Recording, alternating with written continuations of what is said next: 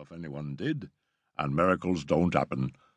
No, he added as though to himself with a kind of peculiar satisfaction, miracles don't happen. As the words left his lips, there came a sudden knocking at the door. Mr. Dinsmead stayed as though petrified. "Whatever's that?" he muttered. His jaw fell. Mrs. Dinsmead gave a little whimpering cry and pulled her shawl up round her. The colour came into Magdalen's face, and she leant forward and spoke to her father. "The miracle has happened," she said. "You'd better go and let whoever it is in." 20 minutes earlier, Mortimer Cleveland had stood in the driving rain and mist surveying his car. It was really cursed bad luck. 2 punctures within 10 minutes of each other, and here he was, stranded miles from anywhere, in the midst of these bare Wiltshire downs, with night coming on and no prospect of shelter. Serve him right for trying to take a short cut. If only he had stuck to the main road.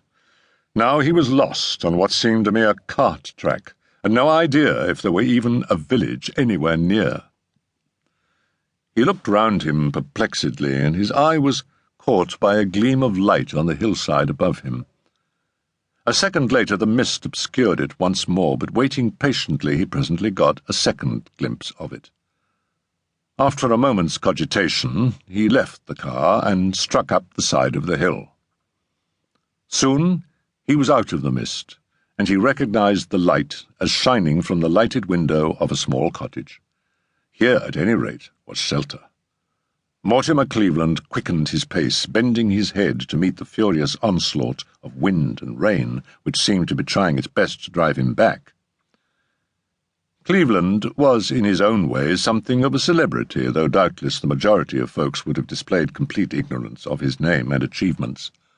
He was an authority on mental science, and had written 2 excellent textbooks on the subconscious.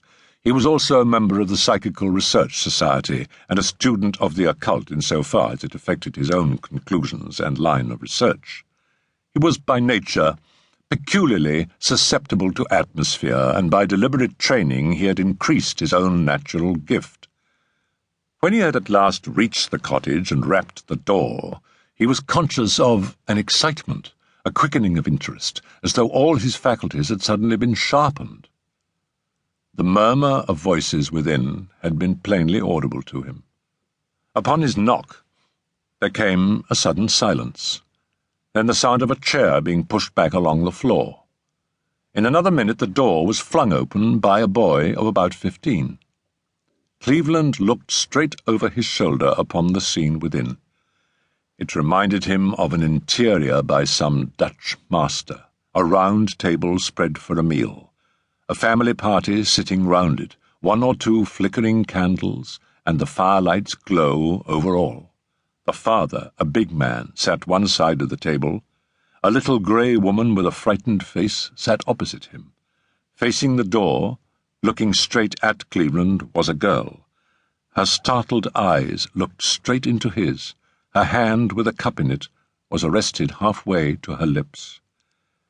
She was, Cleveland saw at once, a beautiful girl of an extremely uncommon type.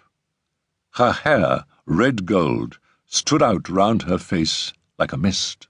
Her eyes, very far apart, were a pure grey. She had the mouth and chin of an early Italian Madonna. There was a moment's dead silence.